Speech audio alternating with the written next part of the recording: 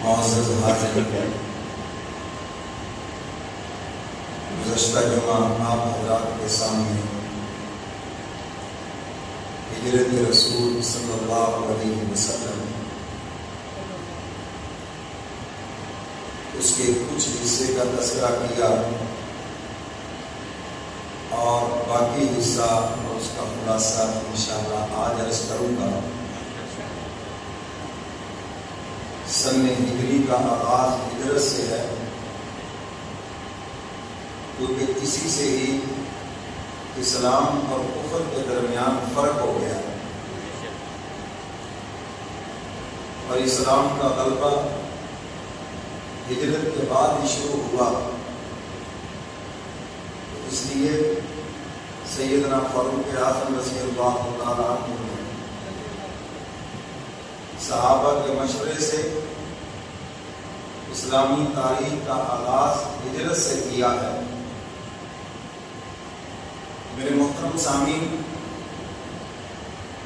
حضور علیہ الصلوۃ والسلام سیدنا صدیق اکبر کے ساتھ جب غار ثور کی طرف تشریف لے گئے اور جب غار کی چڑھائی قریب آئی تو اونٹنیاں چھوڑ دی گئیں۔ عامر بن فہیرہ جو سیدنا صدیق اکبر کے آزاد کردہ غلام ہیں، وہ سارا دن بکریاں چلاتے اور 3 دن روزانہ شام کو آ کر دودھ پلاتے اور ساتھ مکہ کے حالات بھی بتاتے۔ عبداللہ بن طریقت جو کافر تھا، اس کو اجرت پر لیا گیا اور اونٹنیاں اس کے سپرد کی گئیں کہ جب تمہیں پیغام دیا جائے تو پھر یہ اونٹنیاں لے کے حاضر ہو جانا۔ معلوم ہوا کہ کافر سے اجرت پہ کام لیا جا سکتا ہے، کافر سے تجارت بھی آپ کر سکتے ہیں، لیکن اس سے دلی محبت نہیں کر سکتے۔ یہ بات یاد رکھنا، ان سے محبت دوستی نہیں کر سکتے، تجارت کر سکتے ہیں، اور آپ اس بات کو بخوبی سمجھتے ہیں۔ پیدل چل رہے ہیں، سیدنا صدیق اکبر کبھی آگے کبھی پیچھے، کبھی دائیں کبھی بائیں۔ حضور پوچھتے ہیں ابو بکر یہ کیا بات ہے؟ عرض کیا اللہ کے محبوب، جب میرے دل میں خیال پیدا ہوتا ہے کوئی دشمن آگے چھپ کے نہ بیٹھا ہو تو میں بھاگ کے آگے ہو جاتا ہوں تاکہ مجھے تکلیف پہنچ جائے اور آپ اس سے محفوظ رہیں۔ اور کبھی دائیں کبھی بائیں اور کبھی پیچھے، یہی خیال ہے۔ اور جب غار ثور کی چڑھائی شروع ہوئی، اب نکیلے پتھر بھی ہیں، سیدنا صدیق اکبر رضی اللہ تعالیٰ عنہ عرض کرتے ہیں، کملی والے پیغمبر، آپ میرے کندھوں پہ سوار ہو جائیں، میں آپ کو اٹھا کے لے کے چلتا ہوں۔ حضور علیہ السلام نے فرمایا ابو بکر میں نبوت کا بوجھ وزن ہر ایک نہیں اٹھا سکتا۔ جب وحی آتی تھی حضور علیہ السلام اونٹنی پہ سوار ہوتے، اتنی بوجھل ہو جاتی کہ وہ بیٹھ جاتے۔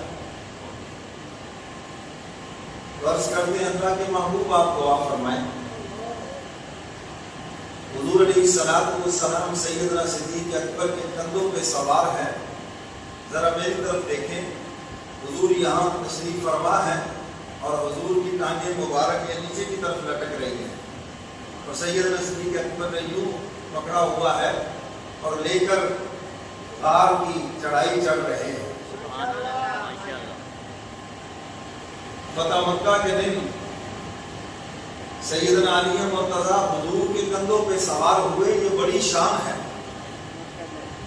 مگر ہجرت والی رات سیدنا صدیق اکبر کے کندھوں پہ حضور سوار ہوئے، یہ اس سے بھی بڑی شان ہے۔ نیچے سے دیکھیں تو صداقت نظر آتی ہے، اوپر دیکھیں تو نبوت نظر آتی ہے۔ یہاں جھگڑے ڈالتے پھرتے ہیں کہ صدیق خلافت لے گیا، میں کہتا ہوں ہجرت کی رات دیکھو، صدیق کو نبوت لے گیا۔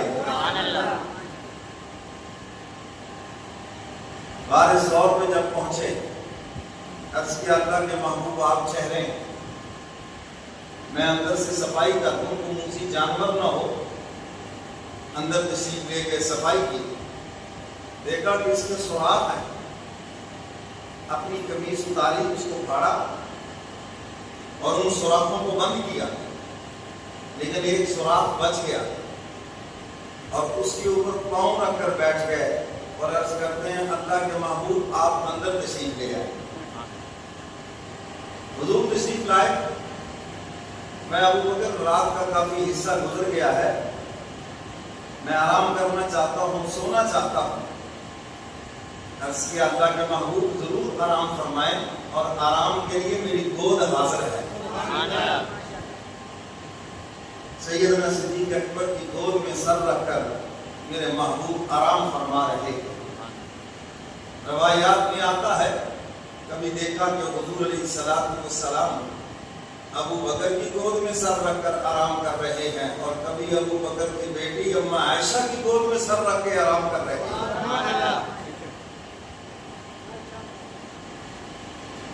اور ایک کالے کو یہ بات اچھی نہ لگی کہ ابو بکر کو یہ مقام مل گیا۔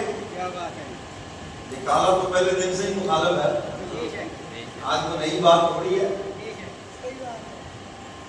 اور اس نے پھر اپنی فطرت کے مطابق ڈنگ مارا،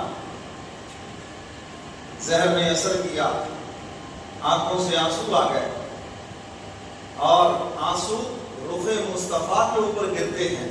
حضور پوچھتے ابو بکر روتے کیوں ہو؟ عرض کیا اللہ کے محبوب کسی موذی جانور نے ڈسا ہے۔ حضور فرماتے ہیں کہاں ڈسا ہے؟ ایڑی پر۔ فرمایا ادھر کرو۔